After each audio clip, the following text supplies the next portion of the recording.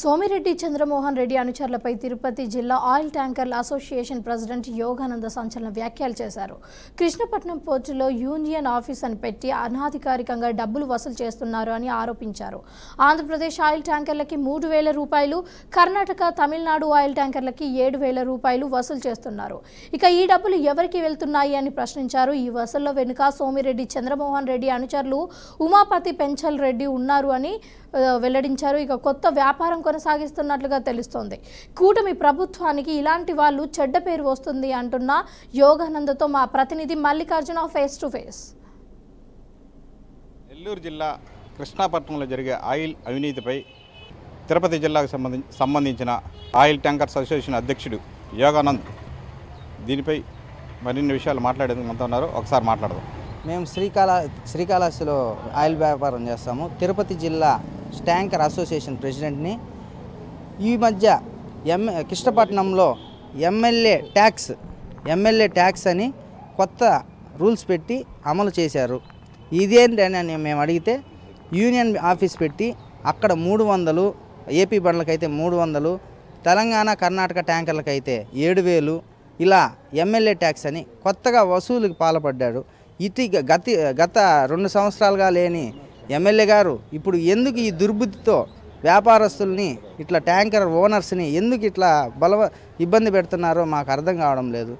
ఒక రోజుకి 30,000 రూపాయలు లారీకి ఇంటూ 30 రోజులు ఇంచుమించు 6 నుంచి 7 కోట్లు, 10 కోట్ల స్కామ్కి రెడీ అయిపోయారు వీళ్ళు. ఒకరోజు యూనియన్ ఆఫీస్ అని పెట్టుకొని దాంట్లో రోజుకి 2.5 లక్షల రూపాయలు అదనంగా, అసలు ఎటువంటి ట్యాక్సులు ఏమీ లేవు, దీనికి ఏమీ లెక్క కూడా లేకుండా 2.5 లక్షల రూపాయలు ఒక ఇన్నోవా కార్లో ఉమాపతి అని ఈ ఎమ్మెల్యే గెస్ట్ హౌస్కి తీసుకెళ్తాడు. ఇది వాస్తవం. ఇంకోటి పెంచిల్ రెడ్డి అనే అతను లారీకి 30,000 రూపాయల లెక్కన వసూలుకు పాల్పడడానికి సిద్ధమైపోయాడు. దానికి మేము అడ్డం పడిన దానివల్ల మా లారీని కృష్ణపట్నంలో ఇప్పటికీ FFF కంపెనీ దగ్గర ఆపేశారు. ఏమని మేమంటే మా రూల్స్కి పాటిస్తేనే మేము మీ లారీని పంపిస్తాం, లేకపోతే పంపించమని గట్టిగా తెగేసి ఎమ్మెల్యే గారు నాకుతో చెప్పేశారు. లేదా నీ కాళ్ళు ఇరగొడతా, చేతులు ఇరగొడతా అని గట్టిగా వాదిస్తున్నారు. మేము నా సీఎం గారికి, నారా లోకేష్ గారికి, పవన్ కళ్యాణ్ గారికి విన్నపం, మాకొక్కసారి అపాయింట్మెంట్ ఇస్తే కృష్ణపట్నంలో జరిగే అన్యాయాలపై మేము డైరెక్ట్గా వచ్చి మీకు మా బాధలు మేము చెప్పుకుంటాం. 3 లారీలే తోలుకోవాలంట. దానిపైన తోలితే ఎమ్మెల్యే లారీ, ఎమ్మెల్యేకి సంబంధించిన బినామీ లారీ మేము పెట్టుకోవాలంట. ఆ బినామీ లారీ 30,000 నుంచి 40,000 రూపాయలు శ్రీకాళహస్తికి ఛార్జ్ చేస్తారు. దారిలో మళ్ళా మాకు చాలా ఇబ్బందులు ఉన్నాయి. మా ట్యాంకర్ పోతే 10,000 రూపాయలతో కాళహస్తికి వస్తుంది. ఇది అదనంగా వసూలు చేయడానికి ఎమ్మెల్యే గారు ప్రయత్నిస్తున్నారు. ఇది ఏం చేయాలో మాకు అర్థం కాక అయోమయంలో ఉన్నాము. ట్యాంకర్కు ఒక రూపాయికి ఎక్స్ట్రా బిట్ అమ్ముతున్నారు. దీనివల్ల నుంచి ఆయిల్ ట్యాంకర్స్ అసోసియేషన్ మేము నష్టపోతున్నాం. ఎంత నష్టపోతారో అడిగి తెలుసుకున్నాం. ఇది ఇంకొక కొత్త రూలు.